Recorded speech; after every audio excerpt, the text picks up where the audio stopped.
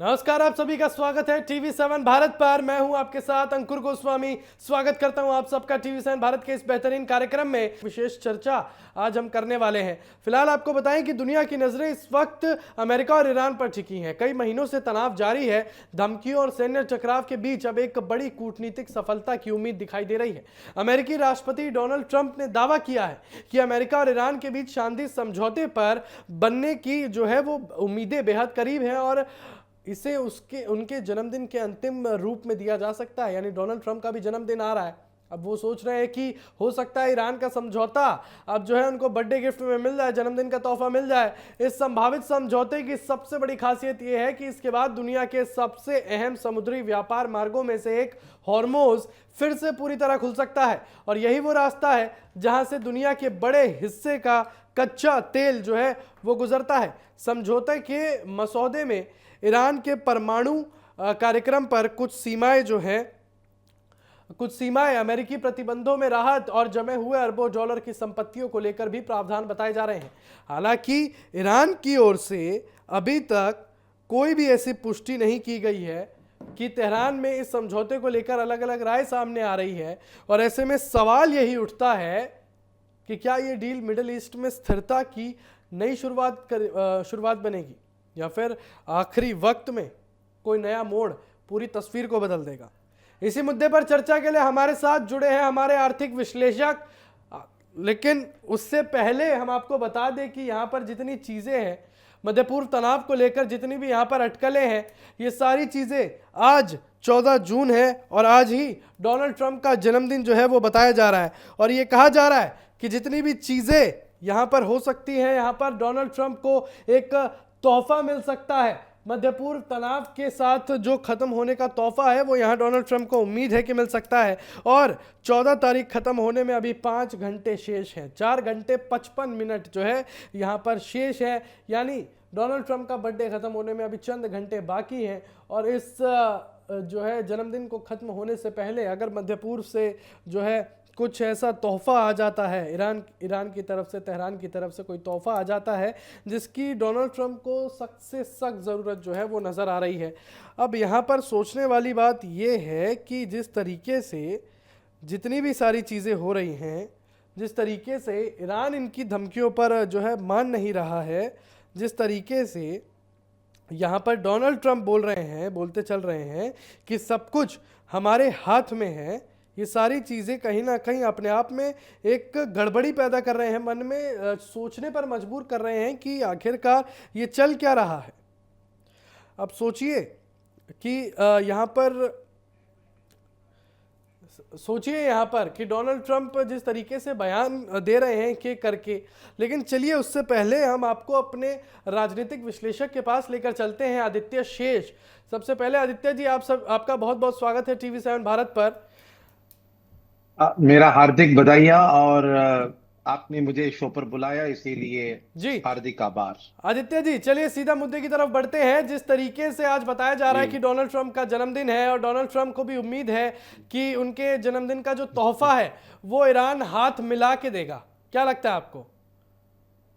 देखिए, तोहफा दोने देने वालों के ऊपर है क्या तोहफा देंगे। यहाँ पर दोनों पार्टियां परस्पर तोहफा देने की बात करते तो रहे हैं, मगर अभी तक कोई सेलिब्रेशन नहीं हुआ। और चाहे एक पार्टी ने अनाउंस भी कर दिया हो, इसका ये मतलब नहीं है कि दूसरा पार्टी उसको मानेगा, और तब तक नहीं मानेगा जब तक दोनों के फायदे न हो। अब ऐसा है कि ये जो जो जो युद्ध चल रहा है, ये तो ईरान तो सिर्फ आगे है, ईरान के पीछे जो रशिया।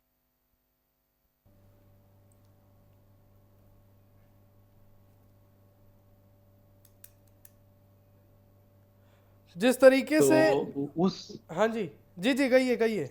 जी, तो इसीलिए मैं मानता हूं कि जब तक सभी पार्टियां खुश नहीं होंगे तब तक कुछ कहा नहीं जा सकता। इनफैक्ट मैं तो इसको कहूंगा कि there is uncertainty about uncertainty.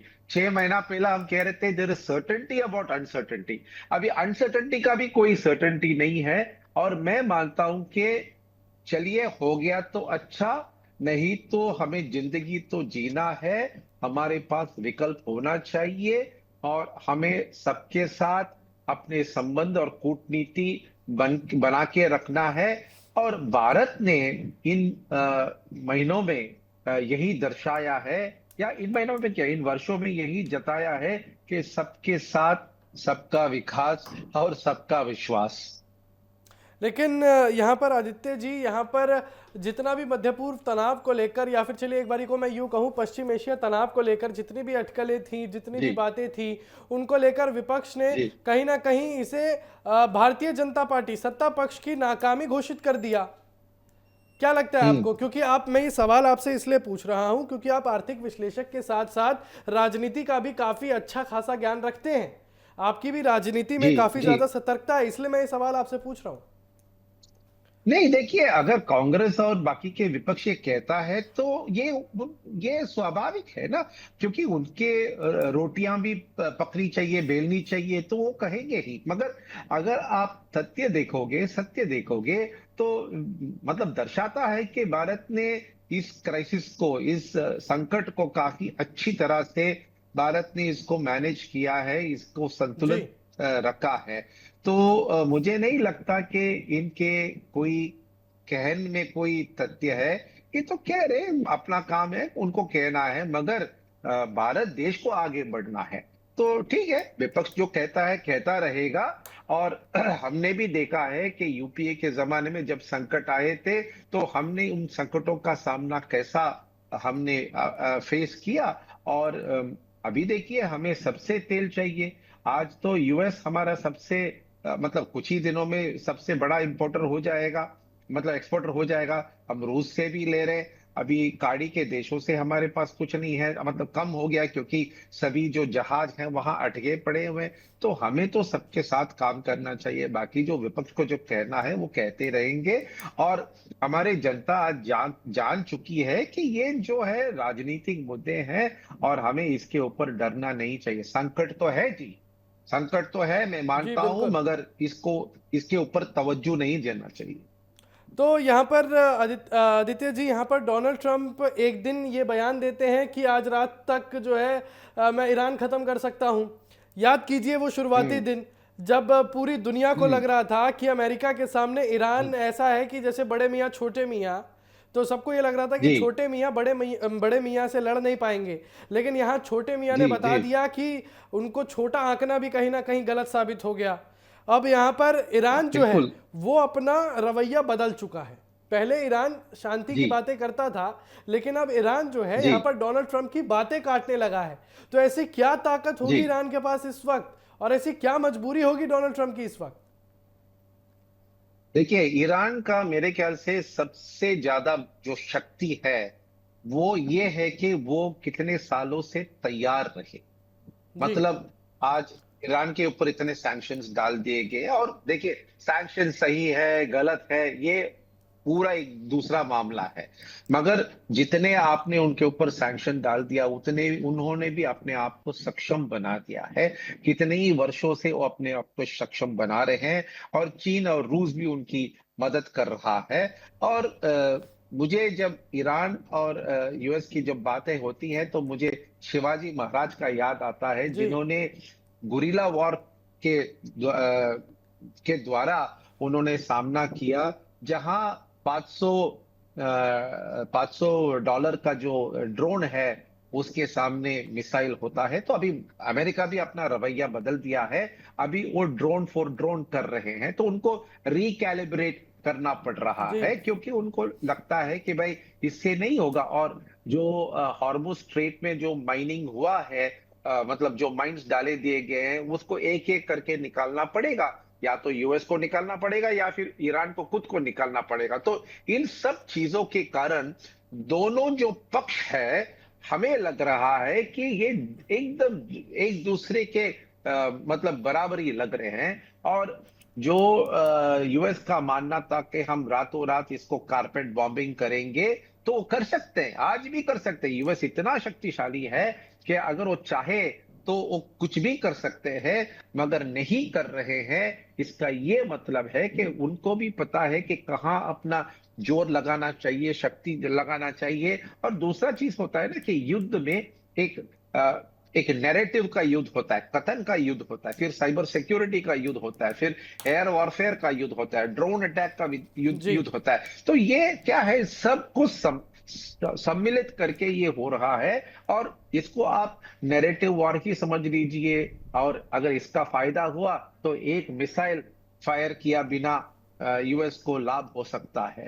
तो मेरे ख्याल से अगर ये कह रहे हैं तो देखना पड़ेगा एक्शन में क्या होता है। मगर कभी हाँ कभी ना, आज नहीं कल नहीं, ये भी अच्छा एक चलिए रणनीति आदित्य ही जी, होगा, मुझे मेरा लगता है। सवाल ये है, हमारे ही चैनल पर कांग्रेस के एक प्रवक्ता ने, आपको याद हो अगर, तो कहा था कि इस मध्य पूर्व तनाव के चलते भारत की इकोनॉमी पाकिस्तान से बदतर हो गई है, भारत का रुपया पाकिस्तान से भी बदतर चला गया है डॉलर रेट में। आपकी जी हंसी जी जी बता रही जी है कि जी आपको जी याद आ गया।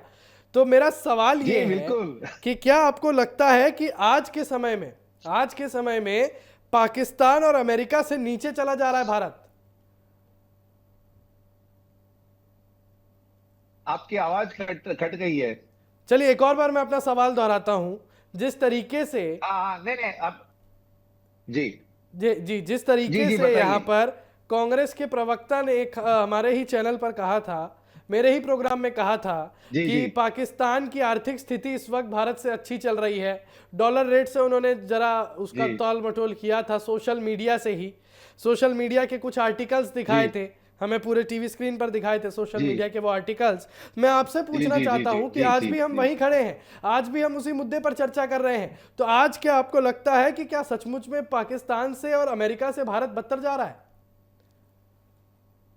कैसा होगा जी? ये मतलब उनका जो कथन था कंप्लीटली गलत था। मतलब इसको मैं नेगेटिव ही बताऊंगा। उनको इतना मोहब्बत है पाकिस्तान से। पाकिस्तान में अगर सब कुछ ठीक रहा तो उनके कश्मीर में इतना बवाल क्यों उठ रहा है, वहां जी। इतने चीज महंगा क्यों है, वहां उनको मतलब $1 बिलियन का लाइन ऑफ क्रेडिट मिल गया तो इतना उछल कूद क्यों कर रहे हैं। और जो उनको बीच में एक चौधरी के रूप में पेश किया था, तो ये बिल्कुल, सब क्यों करना पड़ता है? आज सबको पता है मध्यस्थता कि करी थी पाकिस्तान पाकिस्तान ने। की सिचुएशन मध्यस्थता करी थी सिचुएशन पाकिस्तान ने। सिचुएशन इतनी, जी जी जी जी, वो चौधरी बन गया था ना, मतलब बिल्कुल। इतना बदतर है वहां का सिचुएशन। तो इनको ना एक सिर्फ बोलने के लिए एक पॉइंट चाहिए, एक मुद्दा चाहिए, मगर हम सब जानते हैं। और कुछ नहीं ना, आप करेंसी को देखिए, वो तो हमारे से 3 गुना डेप्रिशिएटेड है ना। बिल्कुल। और उन्होंने क्या किया कि अपने करेंसी को मेंटेन करने के लिए डॉलर बेचते रहे, मगर बेचने के लिए भी डॉलर कहाँ है अब? और हमारे यहाँ जो वो जो प्रवक्ता ने, रत्ना पांडे जी ने बताया था कि हम 100 पहुंच के वो पहुंचे। देखिए मैंने तब भी कहा था 100 एक माया है, क्योंकि अगर हम चाहते हैं तो 690 700 बिलियन डॉलर से हम खर्च कर सकते हैं कि हमारे करेंसी को मेंटेन करें, मगर हमने नहीं किया है। हमने इसको फ्लोट करने दिया है एक रेंज में, ताकि कंट्रोल में भी रहे और हमारे फॉरेन करेंसी जो है हमारे हाथ में रहे। उसके बाद गवर्नमेंट ने फॉरेन करेंसी के बॉन्ड भी, उन्होंने डिपॉजिट्स भी मंगवाई थी। तो हम कहाँ हैं और पाकिस्तान कहाँ है, ये बोलने वाली भी बात नहीं है, बात करने वाली भी बात नहीं। लेकिन इस पे ना आदित्य जी, समय ही वर्त्य होगा। अभी हम इसी बात पर चर्चा कर रहे हैं। उन्होंने सोशल मीडिया की कुछ पोस्ट दिखाए थे, तो एक बात ये भी निकल कर आती है कि इस समय जो है सोशल मीडिया पर एक झूठ का नैरेटिव जो है वो काफी जल्दी बना दिया जाता है। चाहे वो, अगर हम बिल्कुल मूवीज की बिल्कुल। बात करें, चाहे राजनीति की बात करें, और अभी अंतर्राष्ट्रीय स्तर पर भी हमने देखा जी कि एक पेट्रोल की जो है घोषणा नहीं होती थी, उसी के बाद सोशल मीडिया पर हड़कंप मच जाता था, सोशल मीडिया पर बाढ़ आ जाती थी, जी और लोग घबराकर पेट्रोल जी पंप पर जी पहुंच जाते थे। लोग घबराकर जो है यहाँ जी पर जी जो है अस्पतालों में पहुंच रहे थे, किसी किसी को तो चलिए बीपी बढ़ जा रहा था इस तनाव से। तो आज के समय में जी जी जी क्या जी जी भारत की ऐसी स्थिति है? क्योंकि प्रधानमंत्री मोदी ने जो आग्रह किया था जनता से कि आप सोना मत खरीदिए, आप बाहर विदेशों में मत घूमने जाइए, उस बात को कहे हुए चलिए समय हो गया, लेकिन देश पर इतना आर्थिक असर तो नहीं पड़ा उस चीज को लेकर, ना उस चीज को लेकर इतना विद्रोह हुआ जिस तरीके से विपक्ष ने कहा था। आप सोचिए, आप बताइए, जी लेकिन कि क्या सोशल मीडिया यहाँ पर इतना अहम रोल निभा रहा है कि एक गलत पोस्ट, एक गलत अफवाह लोगों को परेशान कर रही है। देखिए ऐसा है अंकुर जी कि नकारात्मक समाचार हर किसी को अच्छा लगता है। हम सबको पता है, मीडिया वालों सबको पता है कि नकारात्मक जो समाचार होता है उसका टीआरपी होता है। अब आप जैसे चैनल पर निगरानी होती है, नियंत्रण होता है, प्रतिबंध भी होता है कभी कभी कि आप अफवाह न फैलाएं, जी। मगर सोशल मीडिया में जो जिसको कहना है वो कह सकता है, उस पर कोई नियंत्रण है नहीं। इसीलिए मैं तो इस बात पे समर्थित हूं कि भाई सोशल मीडिया पे भी कोई ना कोई रेगुलेटरी बॉर्डर होना चाहिए जी। कि वो फैक्ट चेक करे, जिसके बाद आप रिलीज करें। ये अफवाह पे मैं जाऊंगा कि भाई मत देखो, और अपने जो न्यूज़पेपर है या गवर्नमेंट के स्टेटमेंट्स है, जी। देखिए अफवाह पे काम करके और उसके ऊपर एक्ट करना बहुत ही आसान है। आप बिल्कुल। जाओगे फिर पाओगे कि कुछ भी नहीं है। तो ये ना ये नहीं करना चाहिए। और जो भी राजनीतिक दल है और उनके प्रवक्ता हैं, देखिए सभी राजनीतिक दल जो है वो इलेक्शन कमीशन ऑफ इंडिया से रेगुलेटेड है, उनके अंदर रेगुलेटर है।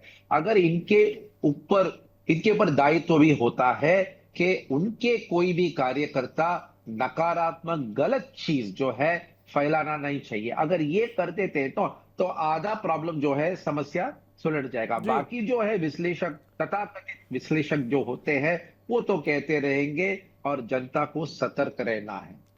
चलिए आदित्य जी, समय सीमा का ध्यान रखते हुए एक आखिरी सवाल आपसे पूछूंगा कि अब आने वाले 3 से 6 जी महीने में मध्य पूर्व तनाव को लेकर जी। आदित्य शेष जी का क्या जो है आउटलुक निकलता है, कि क्या पूरे देश दुनिया को और खास तौर पर भारत को राहत मिलेगी या फिर एक बड़ा झटका और देखने को मिल सकता है? देखिए आज ऑयल का प्राइस जो है बिलो 100 आ गया है, मतलब बिटवीन 87, 90, 92 इस रेंज में चल चल चल रहा है। और हम भी अपने विकल्प ढूंढ रहे हैं। अभी हमारे केस में अगर हमने ईवी प्लस इथेनॉल, अभी इथेनॉल का तो 100% इथेनॉल की भी बिल्कुल। बात हो रही है, अगर हमने ये कॉम्बिनेशन हम लेकर आए तो 20%, 20% जो हमारे तेल का कंजम्पशन है वो हम आयात से बचा सकते हैं। और जो परिस्थिति होगा, अगर ये वॉर मतलब उन्होंने कुछ हस्ताक्षर भी कर दिया ना, मेरा निजी मानना ये है कि ये जो मध्यकाड़ी का जो युद्ध है ये सुलगता रहेगा। आज भी यूक्रेन बंद नहीं हुआ है, सुलगता रहेगा। और इसके परिणाम हमें कहीं ना कहीं झेलनी पड़ेगी। इसीलिए मेरा ये मानना है, मेरा ये सुझाव है, भाई विकल्प देखो और अपना रिन्यूएबल एनर्जी बढ़ाओ, इथेनॉल बढ़ाओ, सोलर एनर्जी बनाओ। जैसे अभी आज ही मैंने पढ़ा कि भारत ने सफलता से डबल डेकर जो कार्गो ट्रेन है डेडिकेटेड फ्रेट कॉरिडोर में इलेक्ट्रिसिटी के माध्यम से वो खींच रहे हैं उसको। तो देखिए यहाँ पे अभी हमने 100% जो हमारी डीजल इंजन चली गई हैं, अभी वो इलेक्ट्रिक इंजन हो गए, कुछ 2% बाकी रह गए होंगे, तो उसपे तो आत्मनिर्भरता तो खत्म होगी। ऐसे ही डीजल को रिप्लेस करो, ऐसे ही इलेक्ट्रिक व्हीकल पे वहां जाना, इथेनॉल को बढ़ाना। देखिए जो भविष्य में जो खान होगा, जो ऑयल वेल्स होंगे, वो सागर के नीचे नहीं पर हमारे खेत में होने वाले हैं। जी। तो हमें ही करना है कि आप सागर, आज जो है ना जो जितना जितना जो अभी बॉम्बे हाई से तेल निकलता है